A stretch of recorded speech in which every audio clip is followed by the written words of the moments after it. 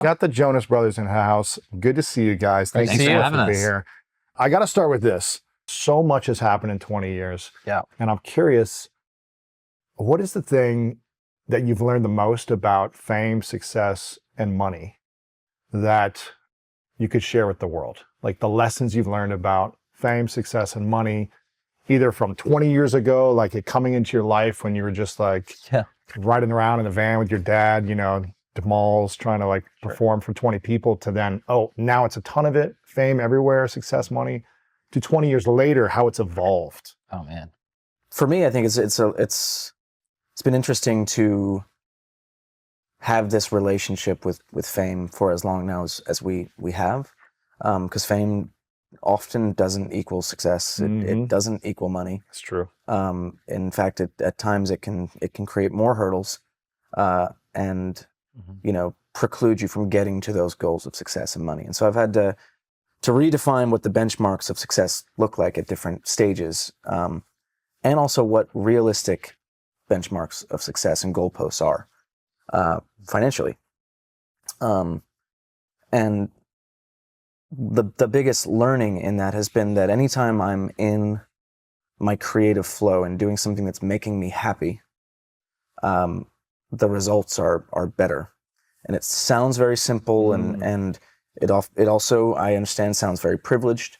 And I will balance that with saying writing a song is incredibly difficult. And if you're not feeling positive in your spirit, if your life's not balanced, then you're not going to write a good song. In the same way that an athlete is not going to play a good game if things are out of balance in their life. And you know, I try to make something great while I'm in a great place that then creates a financial opportunity and result that is net positive. But sometimes you do something that you love and you feel great about and no one responds to it. How do you feel about that when people don't respond to something that you love? Well, I think that, you know, it's very much, as we get to know each other, it's very me to say no one responds to it. I mean, right. You know, I understand that it doesn't hit number one. Yeah. And so as the game has changed so much in this 20-year period, you know, 10 years ago when I launched my solo music, it was very different. The process would be you go into a radio station, do an interview, and watch the song slowly grow at radio, and then hopefully people start, you know, buying it or streaming it. Now it's just a completely different landscape, and the way the algorithms are set up on streaming services and everything really make the listener more in control. But what it does is it then makes it harder for things to break through. And when, you know, you reference music coming out 10 years ago, there's probably 1,000 songs that came out on any given Friday. Now there's thousands of songs. And so I've had to start saying what really matters most to me. And the three things are feeling like my life is balanced, staying in my art, staying creative, and having fun.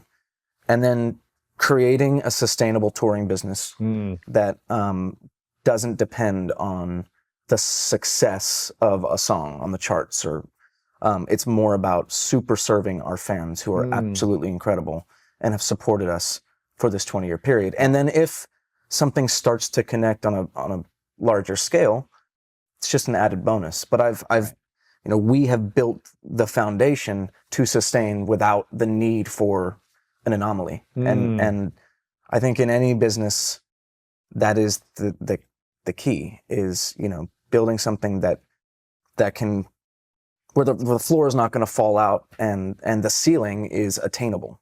And because you don't need one hit, you don't need a big hit song to make money right now. You can have multiple layers of your businesses, from touring to merch to whatever else it might be. And then, you know, there is that rare thing that just finds its way and breaks through. And it continues, you know, to give us motivation creatively as we get further and further into our life and career, to just be honest in our music and the stories that we're telling. And, you know, that's why I think this album title really like resonated with us, was because it's about just getting back in touch with our roots and making music that feels like we're back in our living room in Wyckoff, New Jersey with our dad playing music. And so sorry, that was a long-winded answer. No, I love it, man. And Kevin, what about you? What's What's the biggest lesson you've learned from money, success, and fame over the last 20 years? Yeah, I've seen it both ways, right? I've seen the beginning of the success to financial success, not knowing what money really was and understanding it, to not having, to losing almost all of it, seeing bad business deal. Yeah, no, I had a. You almost lost all your money?